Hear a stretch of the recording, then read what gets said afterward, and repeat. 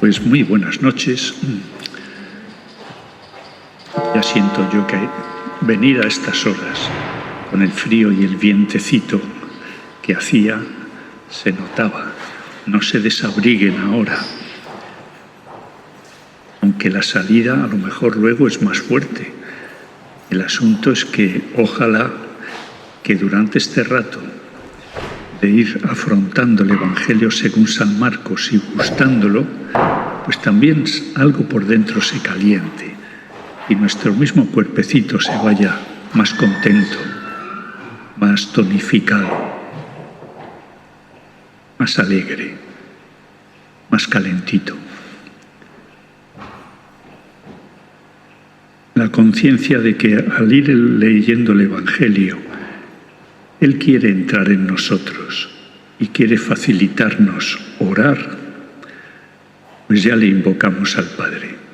Padre nuestro, estás en el cielo, santificado sea tu nombre. Venga a nosotros tu reino, hágase tu voluntad en la tierra como en el cielo. Danos hoy nuestro pan de cada día. Perdona nuestras ofensas, como también nosotros perdonamos a los que nos ofenden. No nos dejes caer en la tentación y líbranos del mal. Muchas gracias, Padre. El miércoles pasado, en una hojita que tenía un guión, una de las caras, y en la otra, pues tenía unos breves apuntes del desarrollo de los capítulos 1, 2, 3 y 4. Aquí hay alguna hoja más por si alguien no vino el otro día o la necesitara. Esta es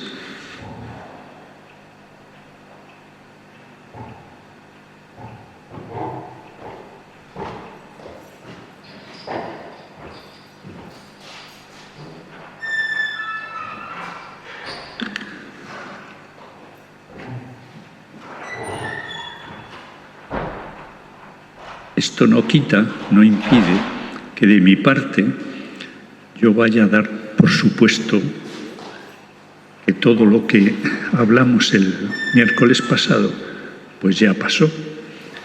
No, porque iremos haciendo referencia a ello.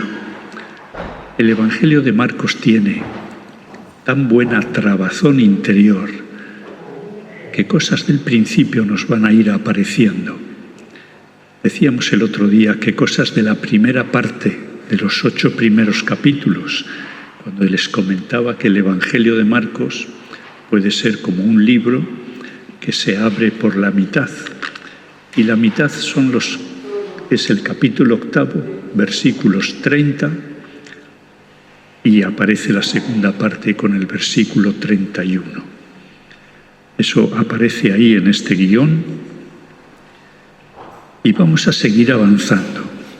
Sobre la marcha, si es oportuno volver a decir algunas cosas de la personalidad de Marcos, de cómo la tradición le pone como Juan Marcos, aquel que Bernabé y Pablo llevaron en su primer viaje desde Antioquía hacia Asia Menor, que el mismo Pablo en la carta a los Colosenses dice: cuando Juan Marcos vaya a visitar las comunidades, atiéndanle bien. Y que la primera carta de Pedro, capítulo 5, dice que Marcos es como un hijo suyo y muestra todo su afecto. Año 64, San Pedro y San Pablo son martirizados en Roma. Y en general se piensa que desde el año 64 hasta el 70, o lo más el año 74, en esa década, tuvo que ser el tiempo en el que Marcos escribe, redacta. No sabemos cuánto tiempo le llevó, no sabemos si lo hizo muy continuado en un tiempo o en varias etapas.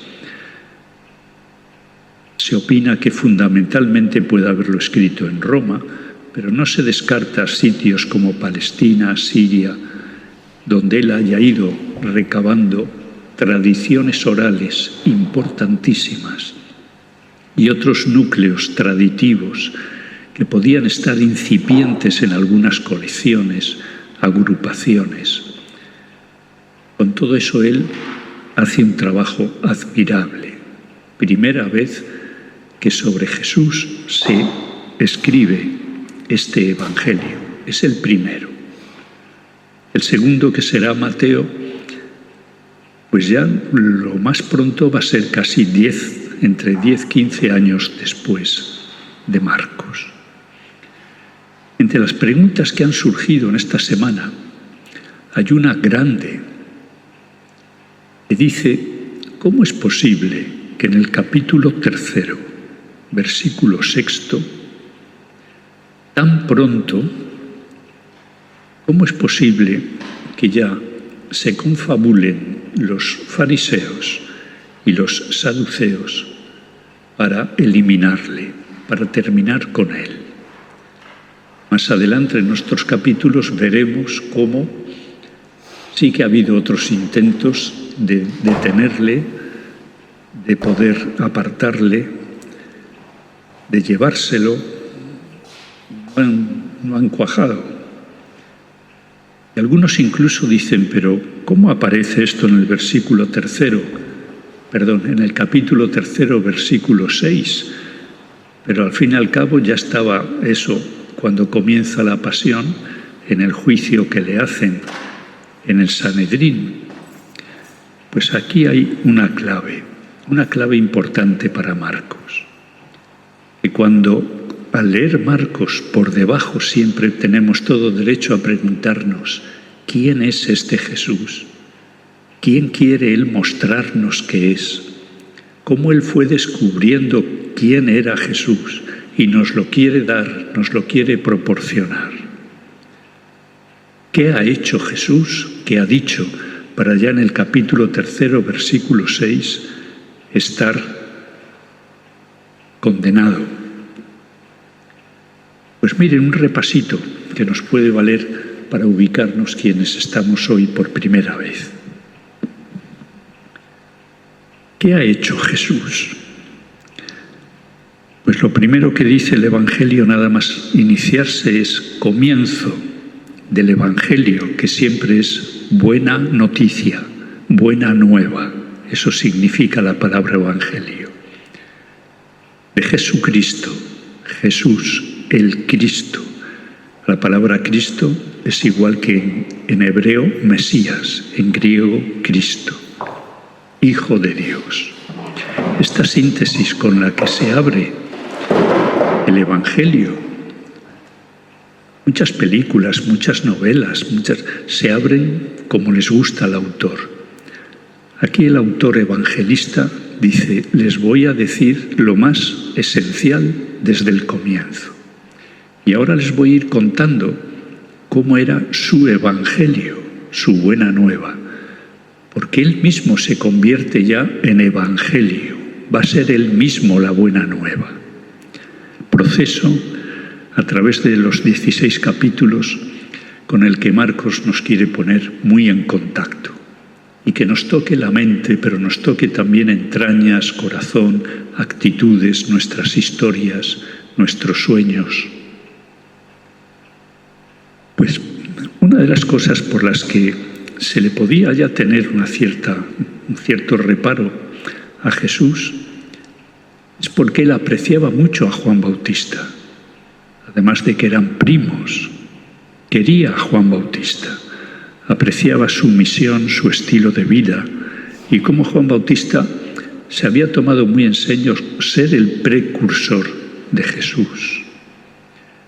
Jesús llama a algunos de sus discípulos, pero bastantes gentes de Jerusalén no le tenían aprecio al Bautista, ni a su mensaje.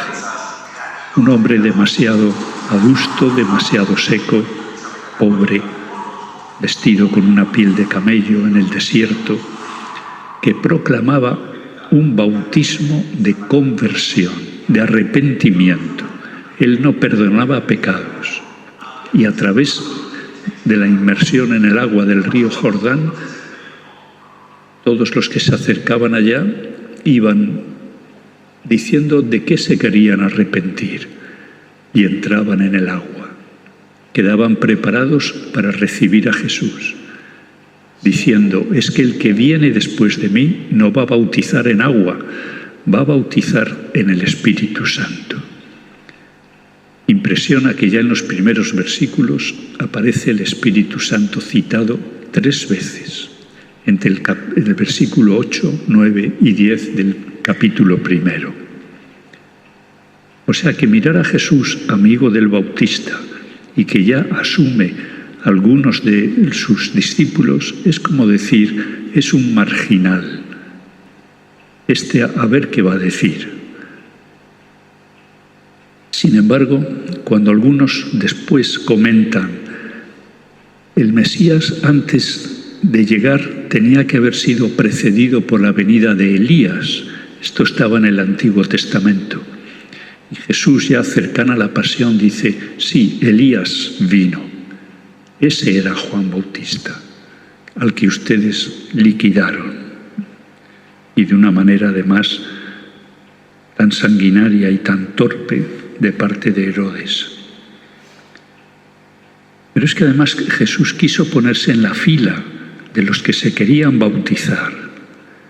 Esto ya es un signo de que este no debe de ser tan Mesías ni debe de ser tan importante. Si se pone en la fila como uno más para vivir un bautismo, donde él también pueda decir, unido al pueblo de Israel, de todo lo que hay que arrepentirse, qué extraño este hombre. Y después dice que el mismo Espíritu Santo, el Padre se lo entrega en esa forma como de paloma, cuando él sale del bautismo y le dice: hijo amado, en ti me complazco. Es como decir, hay tantos profetas, profetillas en las esquinas de la ciudad y en los pueblos que dicen escuchar a Dios y que están un tanto calenturientos y que dicen cosas algunas veces como muy terribles, muy apocalípticas, que tienen que ver con el fin del mundo que va a venir muy próximo. Pues ese mismo Espíritu Santo le empuja al desierto, donde él va a vivir tentaciones y las vence. Quien no está en contacto con los evangelios no tiene esa noticia de las tentaciones. Y llega ya la sección primera. Esto era como el prólogo del Evangelio.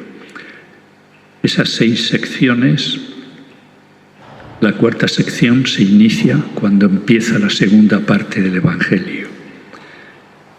Pues en el capítulo 1, versículo 15, se dice que en Galilea ya proclamaba esa buena nueva de Dios Padre, del reino de Dios. Normalmente a Mateo le gusta decir reino de los cielos, pero Marcos dice el reino de Dios, que está cerca, que sigan el camino de conversión y que crean en la buena noticia, porque el tiempo ya se ha terminado, ya se ha roto, ya se ha cumplido. El tiempo anterior ya no está.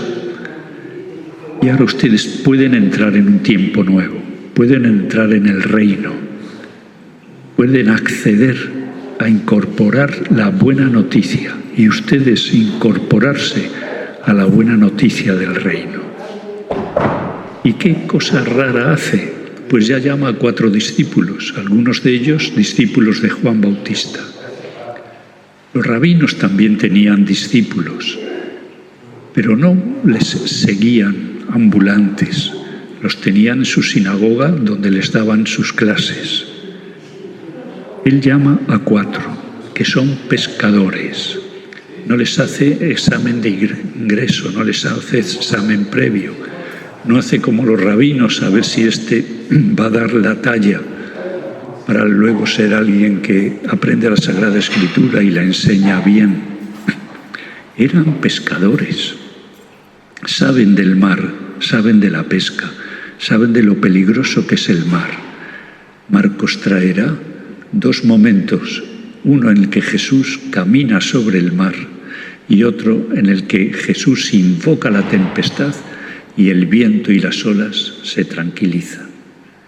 Esto captan enseguida ellos, que saben del mar, símbolo del mal para los judíos. ¿Quién es este? ¿Quién es este? Ellos se van a ir preguntando durante el Evangelio cada vez más quién es este, que siempre nos sorprende, siempre nos llama a más profundidad. Y viene en ese capítulo primero, es lindo, porque es la jornada de un día, así llamada la jornada de Cafarnaúm. Al leer ustedes el Evangelio se van a dar cuenta, porque está en el versículo 23. Llega a Cafarnaúm. Atención, porque aquí se van a abrir 6 referencias. Están todas en el capítulo primero. Y es como la gente ahí en Cafarnaúm se admira de lo que Jesús sabe, de cómo les enseñaba como en autoridad, de su doctrina, que no es como la de los escribas. Es una doctrina nueva expuesta con autoridad. Y su fama se va extendiendo. Pues esa fama que se extiende va a ser peligrosa, porque levanta ya envidias, levanta ya celos. Los rabinos no tenían tanta gente que les siguiera. Los escribas ya se sabía. Lo que iban a hacer es nuevamente citar el Antiguo Testamento y glosarlo, interpretarlo. Pero aquí sigue Jesús recorriendo después de Cafarnaúm, Galilea, y toda la gente acude a él. Todavía no había hecho ningún milagro, pero aparece un poquito adelante que ya en la sinagoga y en sábado, grandísimo escándalo. Esto ya es como para hacerle la cruz a alguien y decir, de este no se fíen, a este no le sigan, porque este no respeta el sábado. No solo eso, sino que un poquito más adelante él va a decir, yo soy incluso Señor del sábado.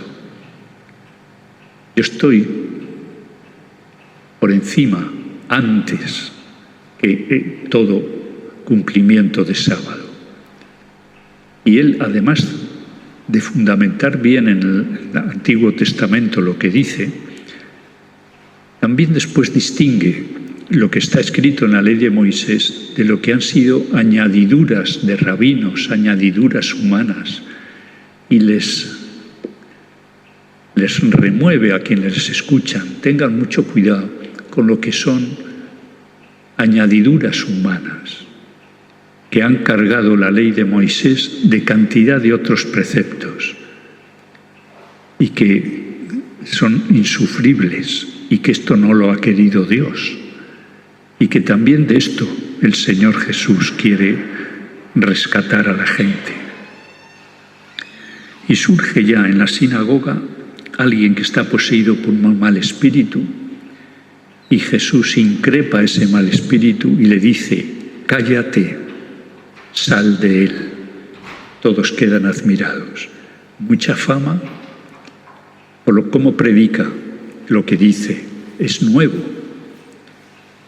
Pero es que ahora empieza a hacer unos signos milagrosos. Y también cura a la suegra de Pedro. Y en uno de los resúmenes, tanto el Evangelio de Marcos como los demás hacen de vez en cuando un resumencito. Pueden ser 1 o 2 versículos o unos poquitos más. Un resumen, un pequeño sumario. Como no tenían puntos y aparte, cuando ponen un resumen, un sumario o repiten alguna cosa muy sencillita, están queriendo decir, aquí terminaba una parte, se inicia otra. Aquí termina un episodio, se inicia otro. Y así se ayudaban también a ir viendo que ese texto que se leía todo corrido, donde uno puede hacer una pausa y darse cuenta de lo que ha pasado. En el capítulo, antes del capítulo 2, en el capítulo 1, llama mucho la atención que cuando él ya quiere marcharse de Cafarnaúm, porque tiene muy claro que quiere ir, había censadas hasta 204 aldeas en la época de Jesús, según historiadores. Pues si quiere recorrer 204 aldeas, más otros pueblecitos intermedios o más grandes, se ponen en funcionamiento. Pero en Cafarnaúm, los mismos discípulos y otros que han quedado tan admirados, le dicen, no te vayas, no te vayas. Y Jesús les dice, sí que me voy, porque he venido para seguir proclamando esta buena nueva del reinado de Dios, que Dios es Padre y es amor incondicional y es inmediato. Y para acceder a su amor no hay que hacer muchísimas de las cosas que están ahí prescritas y que más bien dificultan muchísimo la intimidad y el acceso al Padre. Esto, aunque no quede tan claro en el texto, pero rezuma continuamente Jesús, amor al Padre. No es entendible Jesús sin que le salga por la mirada, por la luz de sus ojos, por los poros de su cuerpo, por sus movimientos, sus palabras, sus acciones, que no le salga amor del Padre, el que él recibe del Padre y el que él muestra a los demás en nombre del Padre y se lo muestra al Padre. Esto es muy importante, esto es genial. Porque en definitiva lo que quiere ponernos Marcos es en contacto con este Jesús que es del Padre, para que nosotros también seamos con Jesús y por Jesús del Padre. Pues cuando ya se va a marchar de Cafarnaúm para ir visitando aldeas, aparece un leproso. Interrumpe el camino de Jesús. Y Jesús tiene que aceptar que en muchos momentos va a ser interrumpido en lo que él quería hacer. No es que luego deje de hacerlo, pero ahora se ve interrumpido y lo atiende. Si quieres, puedes curarme. ¿Qué hace Jesús escandalosamente? Primero deja que el leproso se acerque, porque los leprosos no se podían acercar a la ciudad. Él está en Cafarnaúm. Los leprosos están a las afueras y en cuevas y se están muriendo, desgarrándose su carne. Pues Jesús se acerca a él, le toca, que esto para un judío significa, si él es leproso, es un hombre impuro, no le toques jamás porque tú entonces quedas impuro. Jesús, siempre que tocó enfermos, también leprosos, nunca quedó impuro y siempre dijo, esto es una manía de ustedes. Yo no tengo ninguna impureza cuando tengo mucha actividad de contacto con la gente. Y puede tocar también a alguna pecadora, puede tocar a niños, puede tocar a esa hijita que la daban por muerta, la hija de Jairo. Todo eso sería impuro. La verdad es que tuvo ya difícil entrar en algunas aldeas, porque si se había corrido la voz de que este ya tocó a un leproso el otro día, o estuvo comiendo con pecadores, es un hombre impuro. Cuidado con él. Y no tenía fácil entrar en algunas aldeas y se quedaba viviendo fuera, en el descampado. Quiero avanzar un poquito más. Repartimos esta hoja siguiente.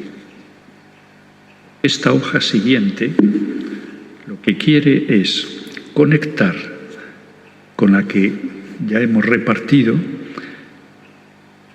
avanzar sobre el tercer y cuarto capítulo y meternos también en el quinto capítulo.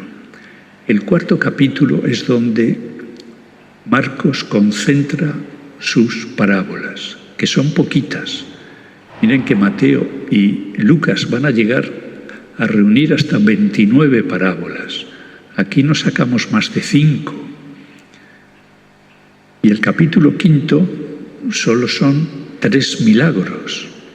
Y también Mateo y Lucas, que tienen más tradiciones y más fuentes, tienen una cantidad grande de milagros. Veamos.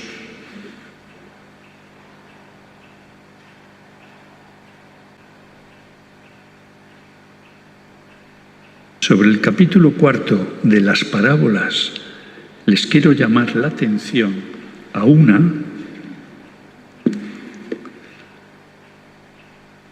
en el capítulo cuarto, una parábola que solo trae el Evangelio de Marcos. Eso quiere decir que habiendo conocido Mateo y Lucas el texto de Marcos, habiendo hecho la columna vertebral y la organización de los evangelios de Mateo y de Lucas con el guión y el esquema de Marcos, y habiendo repetido bastantes de las cosas que Marcos trae, algunas veces con más añadidos, porque Marcos suele ser especialmente más sobrio y concreto. En cambio, Mateo y Lucas, algunos relatos los hacen un poquito más grandes por su propio estilo, por la gente a la que se dirigen. Pues el Evangelio de Marcos, en el capítulo cuarto, que es el de las parábolas, tiene una parábola que solo trae él. O sea que si nos faltara ese pedacito, esta parábola desaparece, porque no la copian ni Mateo ni Lucas. Y es una parábola desconcertante, pero consoladora. Estamos en el versículo 28. El reino de Dios es como un hombre que echa el grano en la tierra. Duerma o se levante, de noche o de día, el grano brota y crece, sin que él sepa cómo. La tierra da el fruto por sí misma. Primero una hierba, luego espiga, después trigo, trigo abundante en la espiga. Y cuando al fruto lo admite, enseguida se le mete la hoz porque ha llegado la siega. Es muy sencilla, pero nos hace sentir algo que atraviesa todo el Evangelio. Usted ya se acerca al Evangelio dispuesto a tener una confianza inmensa en Dios. Jesús la tenía infinita en su Padre. Usted se acerca para que la fe de usted crezca, madure, se profundice ante Jesucristo. Y Jesucristo le va a poner siempre en contacto con el Padre. Jesucristo, como lo dice luego muy extensamente en el Evangelio según San Juan, no he venido por mí mismo, yo he venido enviado del Padre. La palabra apóstol significa enviado. Cuando Él va nombrando apóstoles, luego les envía. Podríamos decir, Jesucristo es el primer apóstol del Padre. Pero bueno, no decimos eso porque Jesucristo es el Hijo y el Cristo. Pues esta pequeña parabolita es muy consoladora. Y trae Marcos, después de la gran parábola del sembrador, donde dice qué tipos de tierra y qué pasa cuando la simiente cae en un tipo o en otro, y la explica. Las otras 4 son muy sencillitas. Una lámpara, no la ocultes la luz. Una medida para medir la realidad y medir también el trigo, la harina. Pues mire, con la medida que tú midas a los demás, vas a ser medido. Sé generoso en las medidas. Después lo dirá más fuerte: no juzgues a nadie. No se te ha dado la misión de juzgar. La parabolita del grano de mostaza, chiquitita, chiquitita, mínima.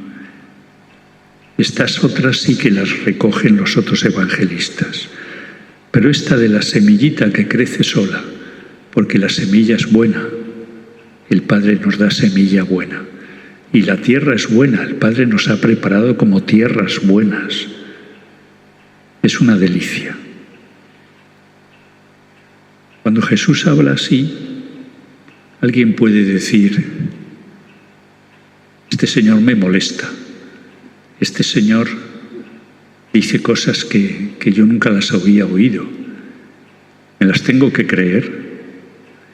Fíjense que en el capítulo 3 llegan sus parientes y le buscan para sacarlo y llevárselo, porque piensan que está loco. Normalmente no se pone la palabra loco, se pone la palabra está fuera de sí, está exaltado. Pero es que estos parientes lo que piensan es que dice y hace cosas, no se admiran, se preocupan de que es que Jesús está muy mal, hay que sacarle de la circulación. Este pedacito, cuando Jesús vuelve a la casa, se aglomera otra vez tantísima gente, de modo que ni siquiera podían él y sus discípulos comer. Sus parientes se enteraron y fueron a hacerse cargo de él, pues decían: está fuera de sí. Esto solo lo trae Marcos. Curiosamente, ni Mateo ni Lucas lo han recogido. Marcos siempre es más directo. Alguna gente diría, y es más bruto. Pero Marcos no se anda ahí como endulzando el mensaje, ni poniéndote azucarcito en el oído. Te dice, derecho, sinceramente, ya hubo parientes que se escandalizaban de él. O sea que vamos poniendo detalles de cómo ya había gente que no le aguantaba. He pegado un salto, vuelvo al capítulo 2. El capítulo 2 empieza con que Jesús, que está también lleno de gente alrededor en la casa,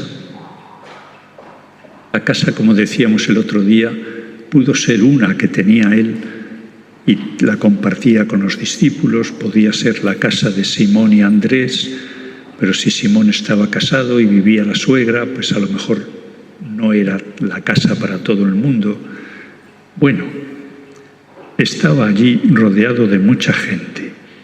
Y 4 hombres, de los que no dice nada más que tuvieron la voluntad de tomar un paralítico para llevárselo a Jesús y que Jesús le bendijera y le curara. Como no podían acercarse, le rompen el techo y lo descuelgan. Jesús dice, qué admirable la fe de estos 5, del paralítico que se deja llevar, traer, porque los otros dicen, te vamos a llevar, te vamos a presentar a Jesús. Y ellos que ante las dificultades de acercarse no dicen, bueno, vendremos otro día. Sí, pero otro día puede pasar lo mismo. Y otro día a lo mejor él ha vuelto a peregrinar por Galilea. No, ahora, sí, pero ahora no podemos llegar. Rompemos el techo. Entonces Jesús admira y dice, ¿cuánta fe veo aquí? ¿Y qué es lo primero que hace? ¿Para qué lo hubiera hecho? Porque aquí también le hicieron la cruz los fariseos que le escuchaban. Se acerca al paralítico y le dice, tus pecados te son perdonados. Había una tradición muy fuerte contra la que Jesús está, y es que si alguien tiene una enfermedad y una parálisis total, es porque o ha pecado mucho, o sus padres, sus familiares anteriores habían pecado muchísimo. y el Hijo ha heredado todos esos males. Jesús dijo, no, miren, no es que haya pecado él ni hayan pecado otros. Y además, si este es paralítico de nacimiento, pues habrá pecado pensando, pero no ha podido hacer nada. Total. Él le perdona. Tus pecados te son perdonados. Y esto no era una cosa del otro mundo. ¿Quién no tiene algún pecado que le pueda ser perdonado? Los fariseos, aquel que fue al templo, el publicano, aquel que fue también al templo, pedían perdón por sus pecados. Y todos los que iban al bautismo de conversión, pues también pedían el perdón. Y ahí era Juan Bautista, que nunca se presentó como Mesías, que siempre se presentó como ese humilde que no podía ni debía a Jesús desatarle la correa de la sandalia. Bueno, pues estos que le escuchan y le ven dicen, pero este hombre está loco. Este hombre se hace Dios. Solo Dios en la tradición de Israel puede perdonar pecados. Jesús ahí también podía haber dicho, y a quien Dios se lo conceda. Al día de hoy resulta que ¿cuántas veces también vamos a confesarnos a un sacerdote que nos conoce o que no nos conoce? Pues allí no había sacerdotes para confesar. Eso no se daba. Y entonces, qué llamativo que fuera ese bautismo de conversión donde la gente cuenta sus pecados. Se sumerge en el agua. Y Juan Bautista le dice, prepárate. Yo también soy uno que prepara al que viene. Ese es más grande que yo y que todos. Ese sí que perdona. Pues ahora que perdona, se le echan encima.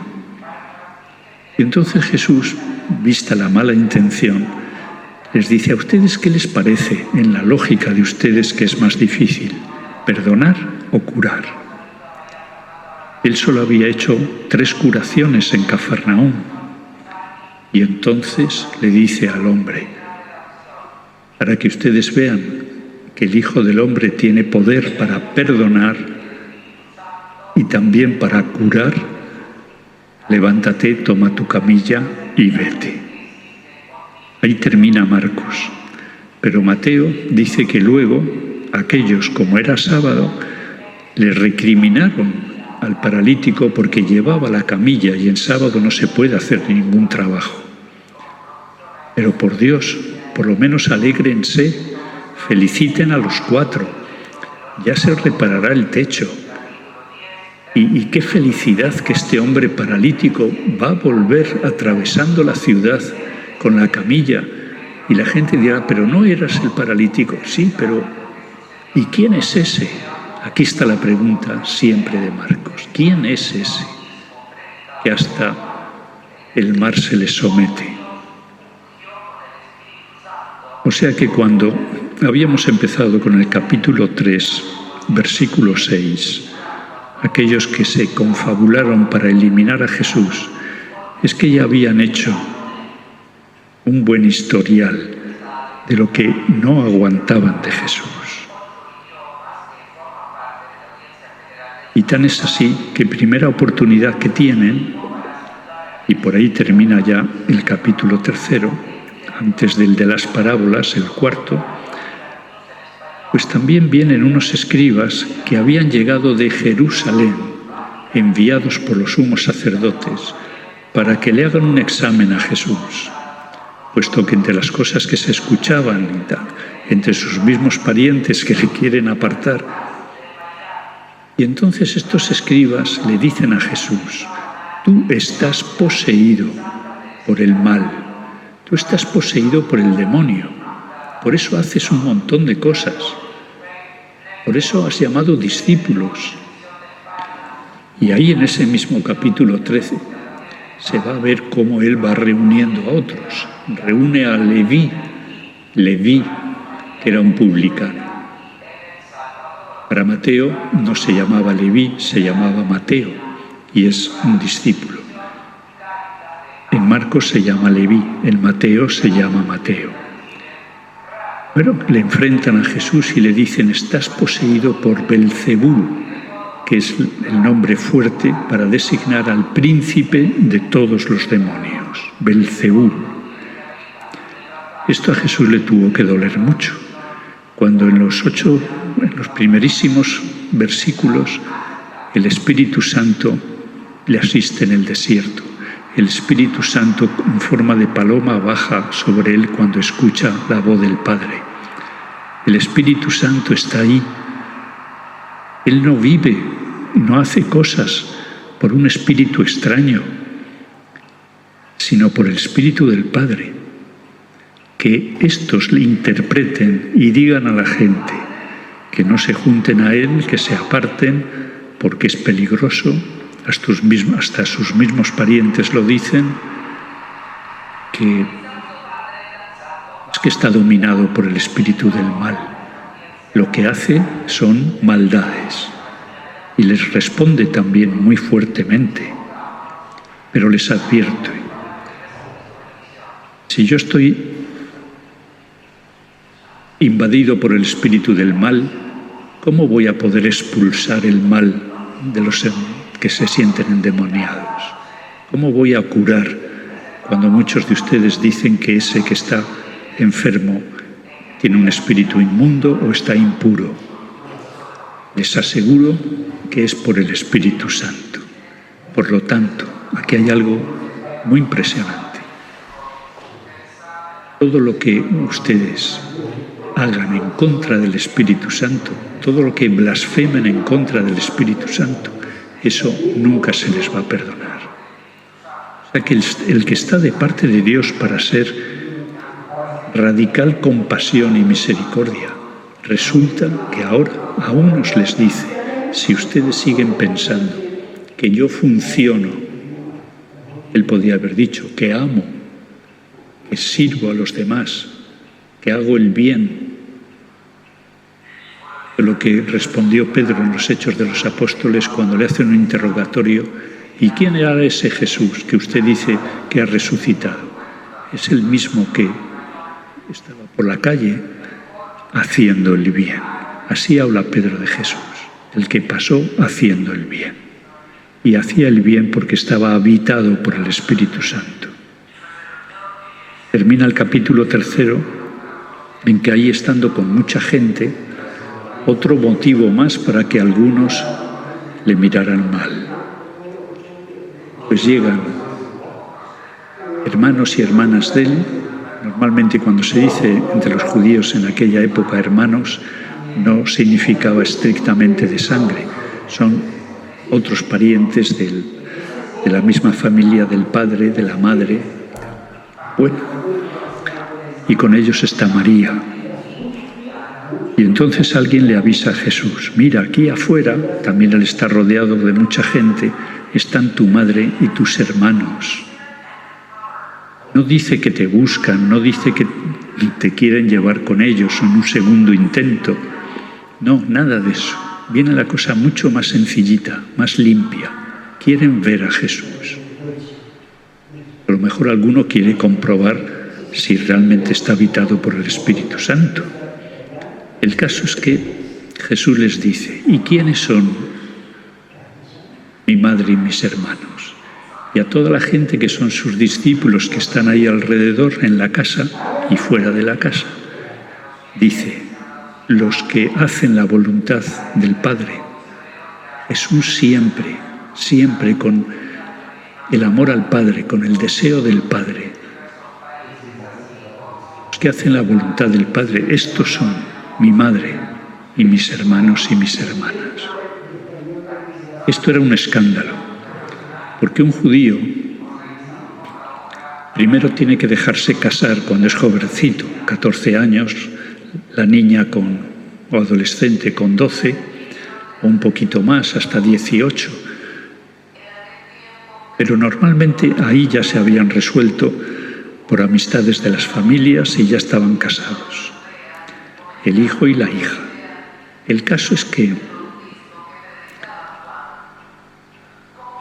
Cuando había alguien que pasaba ya la edad y no se había casado, que sus padres no habían logrado casarlo, aquí hay algo raro, este es un extraño, este que va de profeta, va de místico, va de extraño,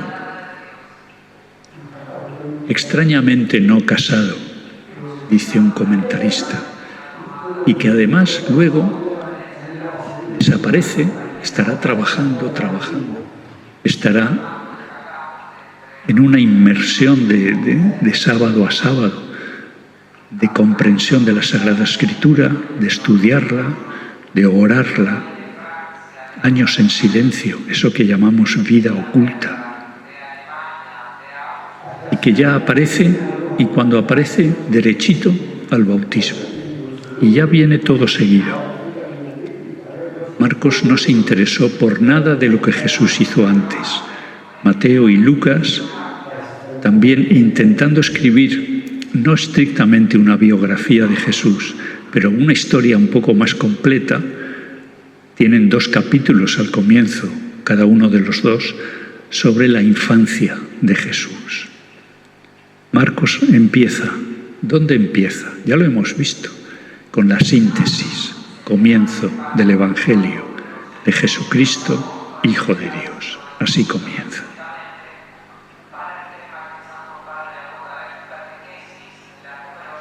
Pues este hombrecito no casado, que ahora predica y hace maravillas, y que empieza a tener discusiones con algunos que es que van a por él, le enfrentan y le quieren eliminar.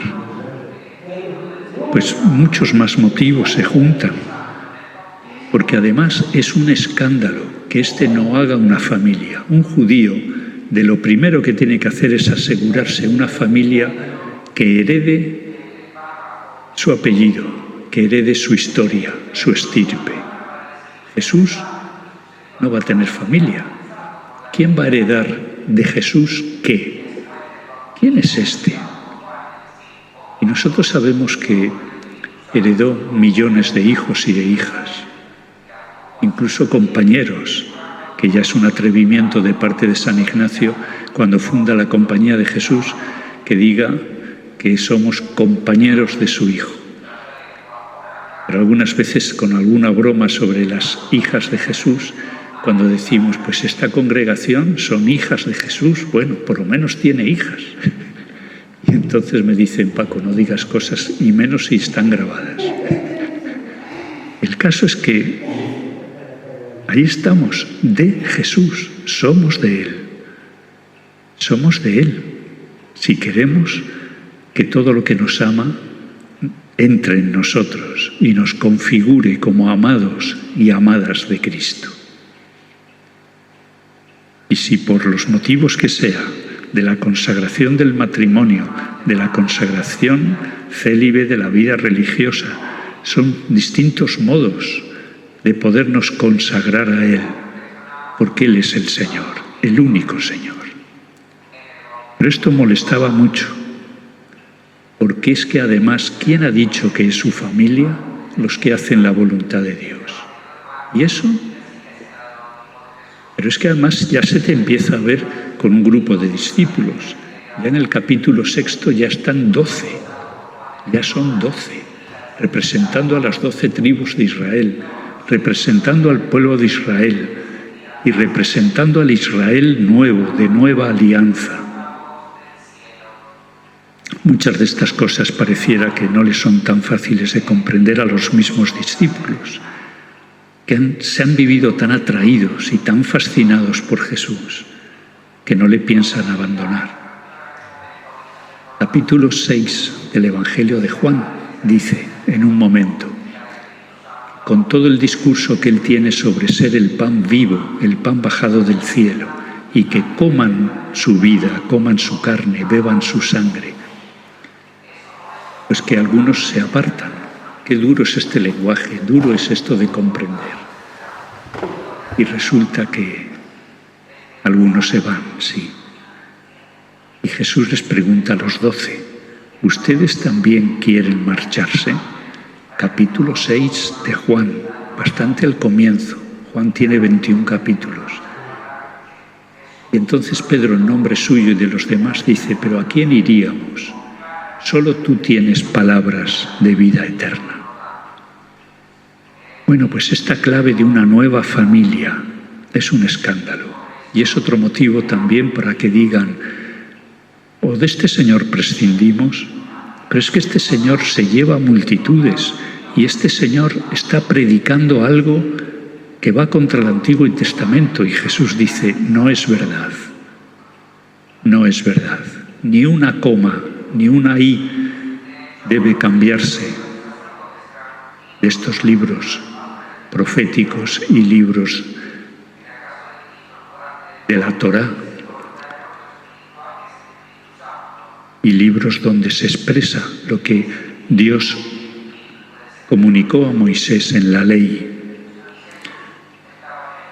Pero despacito, habrá que también discernir y distinguir lo que ha sido adherencias y han sido inventos, y algunos muy prepotentes, de mucha gente que nos está haciendo cumplir lo que nunca dijo Moisés, o que han malinterpretado y tergiversado a Moisés y ahora resultan cargas insoportables para la gente sencilla. Me estoy imaginando que el tiempo avanza mucho.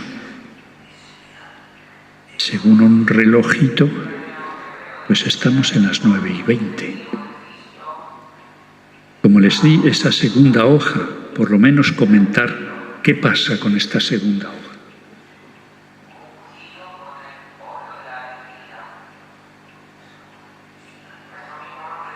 Pues que hace una inmersión en el capítulo 5. El capítulo 4 termina con que después de haber expresado todas las parábolas, pues Jesús les manda a la otra orilla de donde ha estado haciendo predicaciones de las parábolas, en el lago, que normalmente Marcos y también los otros evangelistas suelen llamar el mar, pero es un mar cerrado. Pues que les manda al otro lado, a la otra orilla. Él se queda.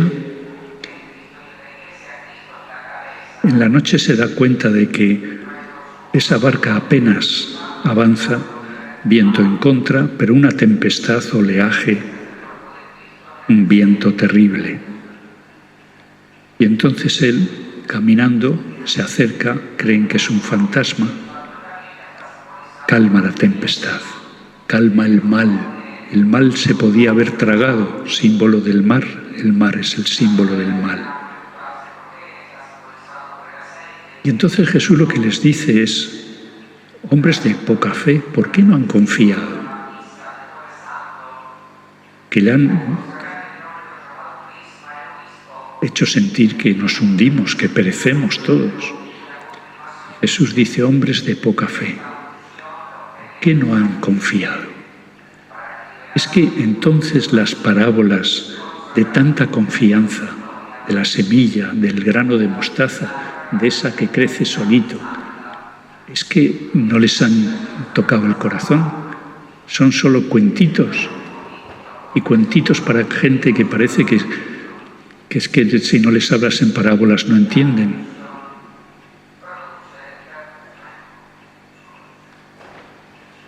Se inicia el capítulo 5 con 3 curaciones. Un hombre poseído de otro espíritu inmundo, Jesús le enfrenta. Estamos en la sinagoga. Sal de ese hombre, sal de ese hombre. No, el que estamos en la sinagoga es la referencia al capítulo 1, con aquel que en la sinagoga en sábado Jesús curó y le dijo: cállate y sal de ese hombre, al espíritu maligno. Aquí vuelve a decir: sal de ese hombre. Y aquel quedó perfectamente curado. Tan es así que luego quiere ser discípulo de Jesús. Y Jesús le dice: no, tú estabas viviendo entre sepulcros. Vuelve a tu casa, que te vean sano, que te vean bien, que disfruten, que gocen de tu salud. Inclúyete de nuevo en tu familia. hazles bien. Y lo que hables de mí, pues este fue, sin ser un discípulo que seguía a Jesús, sí fue un discípulo que en esa zona, que no era de Palestina, que era al otro lado, en la parte que se llama de Gerasa, pues allí fue un misionero de Jesús. Jesús vuelve otra vez a la orilla. Mucha gente se aglomera. Aquella mujer con pérdidas de sangre logra tocarle el manto. Y Jesús le dice, no dice, qué fuerza tengo, qué bien te he curado, en medio de tanta gente que le apretujaba. Hija, tu fe te ha sanado. Tú te has acercado a mí con una fe tan grande, esa que yo no he visto en mis discípulos hace unos días en el mar. Pero tú, hija, enferma, 12 años enferma y cada vez peor. 12 otra vez, el número que significa Israel. Israel, como esta mujer se está desangrando y no tiene cura.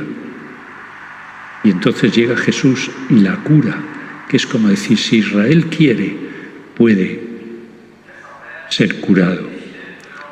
Pero Israel parece ser que se encierra en una serie de esquemas, de historias, de dogmas.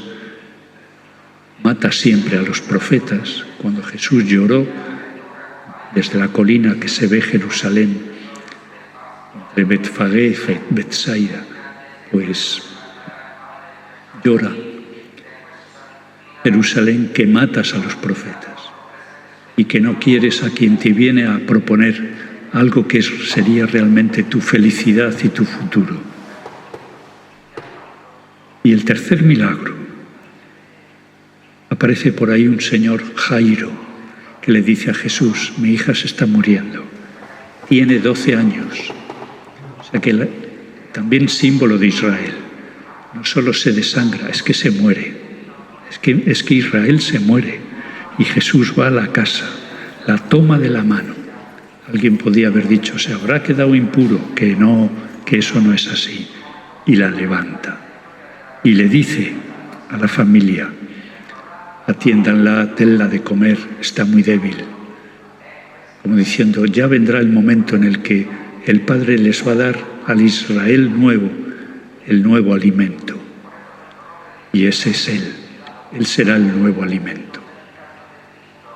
Esto queda mucho más claro en el capítulo 6, que es el que trae la primera multiplicación de panes.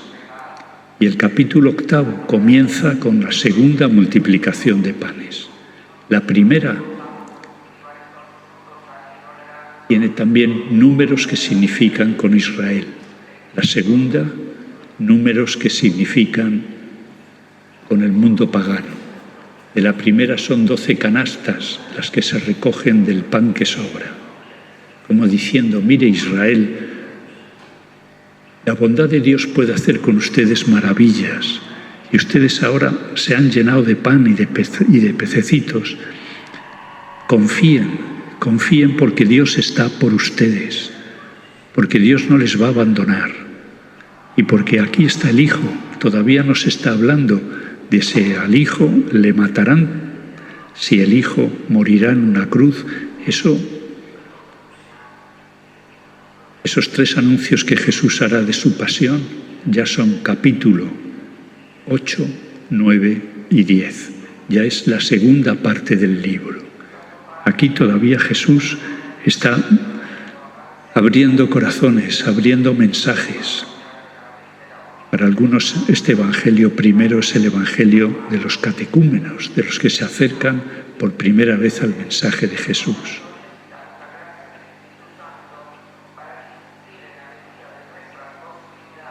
Lo vamos a dejar acá con la última referencia que les he puesto ahí en amarillo, que comienza la sección 3 y que cuando mucha gente les sigue y Jesús les instruye, lleno de compasión al ver que están hambrientos, que están solos, en otro momento se dirá si es que están como ovejas sin pastor. La compasión que Jesús siente es ese verbo esplagnizomai, que significa cómo Jesús siente que el Padre se compadece, cómo la gente siente que Jesús se compadece. Y este verbo griego que se traduce así, la compasión, es el verbo que se aplica solo 12 veces en los evangelios sinópticos, Marcos, Mateo y Lucas, para mostrar cómo Jesús habla del Padre como el compasivo y cómo la gente habla de Jesús como el Hijo compasivo. Marcos solo trae 4 momentos en los que este verbo aparece y siempre es cómo se conmueve ante los sufrimientos, las necesidades de quienes le siguen, de quienes están enfermos, de quienes no tienen ya otra salida y quienes piensan que además es imposible. Y el Señor Jesús siempre dirá: ustedes son los únicos que piensan que es imposible, pero para Dios no hay nada imposible. Bueno, seguiremos aquí. Próximo día hacemos un reenganche en el capítulo 7, que es lo que ya cuenta la otra parte de la hoja, y detenerse un poquito más en el capítulo 8, con lo cual terminamos el próximo miércoles la primera parte del Evangelio.